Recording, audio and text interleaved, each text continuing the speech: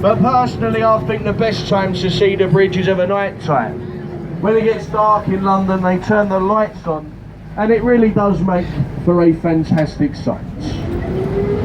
But Tower Bridge, it was built in the Gothic style to keep the its near neighbour, ahead of the boat now, the Tower of London. The Tower of London has been many places. It's been a royal mint, an observatory, a royal palace, a zoo, but most famously known for a place of imprisonment, torture and execution.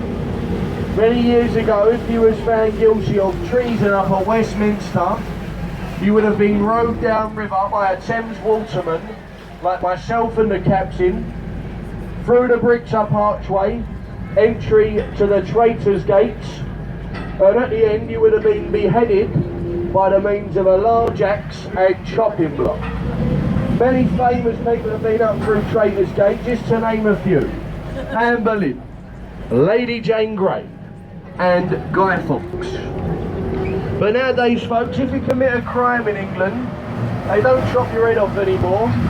They've got much better ways of dealing with criminals nowadays, like things like community service, rehabilitation, and some other very good ways. We're carrying on to our left, London's very own warship, the HMS Belfast. She was built in the Harland and Wolff shipyard in Belfast, Northern Ireland. The same shipyard to build the ill-fated Titanic. She was the flagship of the United Nations on D-Day, last firing her guns in anger during the Korean campaign in the 50s. Permanently moored on the Thames now as an extension to the Imperial War Museum. 9 decks to explore, from the engine room all the way up to the captain's bridge. You've got a couple of hours spare. I do recommend walking around the Belfast. There is lots to see and do, and you will really get a sense of what life could have been like on board one of these ships many years ago. But continuing on to the left, the tall standing building, that's the Shard.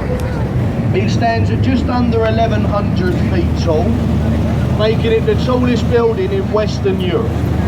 Now there's lots to do and see in the Shard. There's nice bars, restaurants, shops, a hotel, a casino, and up the top, an observation. And you can imagine the types of views from up there, as it's 2.5 times the height of the London Eye. But that'll cost you £30 to go up the view at the Shard, folks. Here's a little tip for you to try and save you some money. Take a look to your right. You've got this building with a crane on top. Number 20 Fenchurch Street. Now on the top floor of that building, there's the biggest indoor roof garden anywhere in the world, and also a bar. And you can go up there absolutely free. All you've got to do, go on the internet, type in Sky Garden London, book it up a couple of days before you want to go. As I said, absolutely free. Quite a nice thing to do. But shortly coming up on our right, in the gap between the buildings, I'll talk about it now, you're only going to get a quick view. What you're going to see is a column with a golden ball